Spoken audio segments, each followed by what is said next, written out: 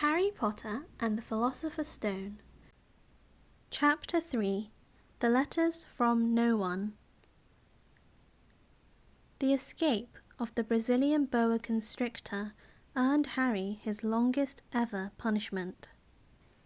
By the time he was allowed out of his cupboard again, the summer holidays had started, and Dudley had already broken his new sign camera, crashed his remote control aeroplane, and, first time on his racing bike, knocked down old Mrs. Fig as she crossed Privet Drive on her crutches.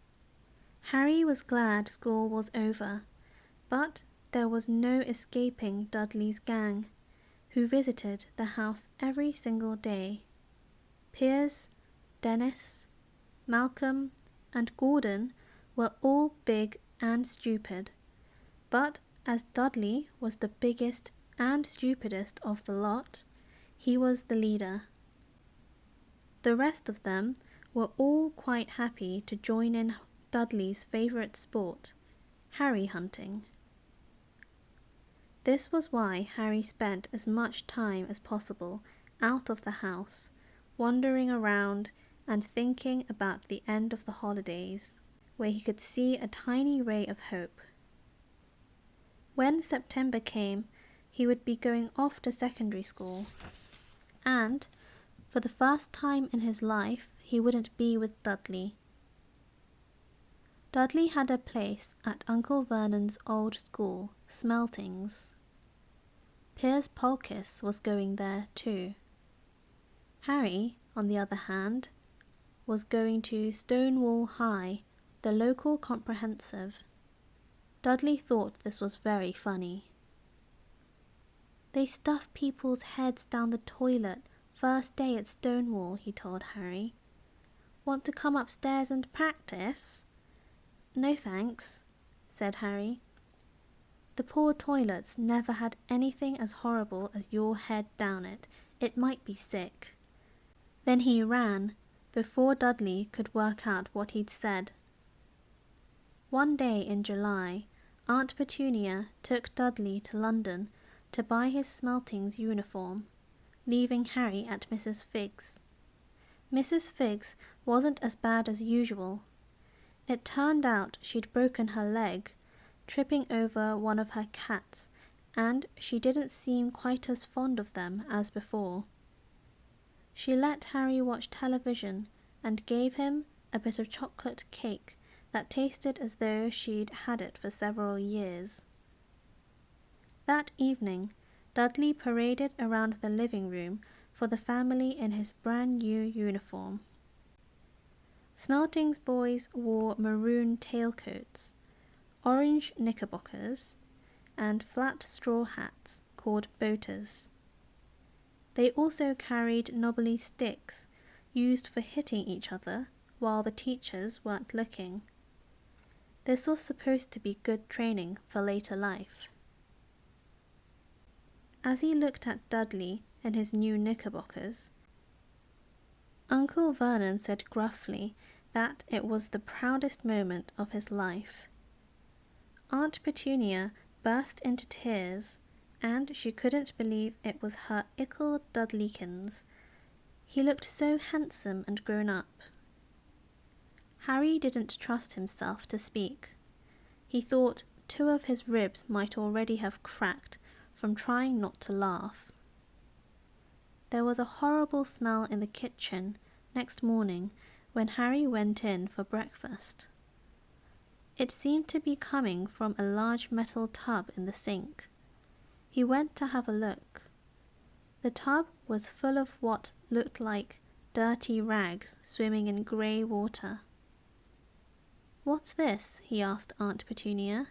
Her lips tightened, as they always did if he dared to ask a question. "Your new school uniform," she said. Harry looked in the bowl again. "Oh," he said, "I didn't realize it had to be so wet." "Don't be stupid," snapped Aunt Petunia. "I'm dyeing some of Dudley's old things grey for you. It'll look just like everyone else's when I've finished." Harry seriously doubted this, but thought it best not to argue. He sat down at the table and tried not to think about how he was going to look on his first day at Stonewall High.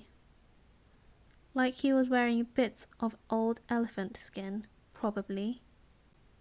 Dudley and Uncle Vernon came in, both with wrinkled noses because of the smell from Harry's new uniform. Uncle Vernon opened his newspaper, as usual, and Dudley banged his smelting stick, which he carried everywhere, on the table. They heard the click of the letterbox and flop of letters on the doormat. "Get the post, Dudley," said Uncle Vernon from behind his paper. "Make Harry get it. Get the post, Harry." "Make Dudley get it. Poke him with your smelting stick, Dudley." Harry dodged the smelting stick and went to get the post. 3 things lay on the doormat. A postcard from Uncle Vernon's sister Marge, who was holidaying on the Isle of Wight, a brown envelope that looked like a bill, and a letter for Harry. Harry picked it up and stared at it, his heart twanging like a giant elastic band. No one ever in his whole life had written to him. Who would? He had no friends, no other relatives. He didn't belong to the library, so he'd never even got rude notes asking for books back. Yet here it was, a letter, addressed so plainly there could be no mistake. Mr. H. Potter, The Cupboard Under the Stairs, 4 Privet Drive, Little Winging, Surrey.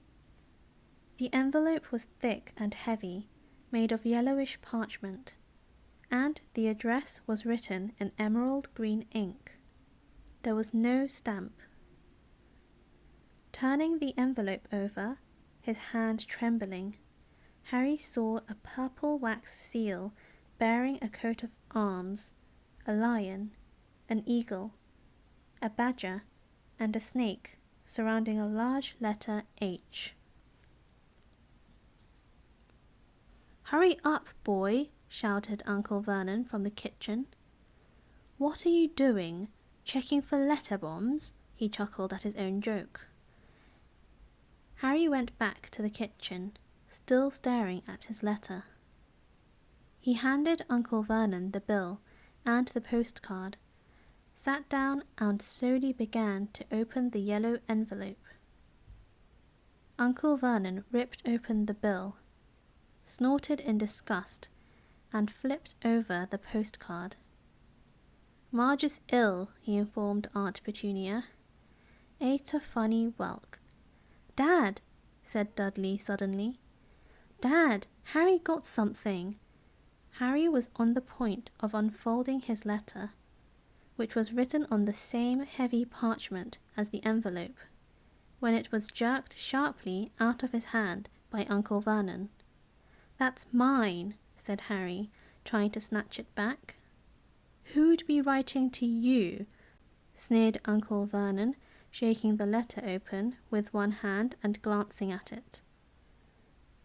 His face went from red to green, faster than a set of traffic lights.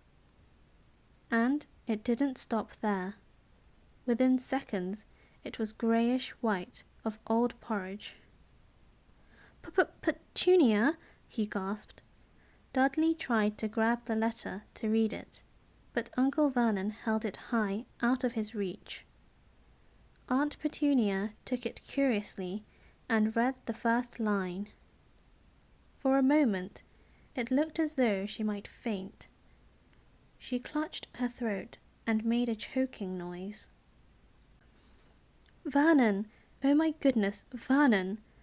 They stared at each other, seeming to have forgotten that Harry and Dudley were still in the room. Dudley wasn't used to being ignored. He gave his father a sharp tap on the head with his smelting stick. "I want to read that letter," he said loudly. I want to read it, said Harry furiously, as it's mine. Get out, both of you, croaked Uncle Vernon, stuffing the letter back inside its envelope. Harry didn't move. I want my letter, he shouted.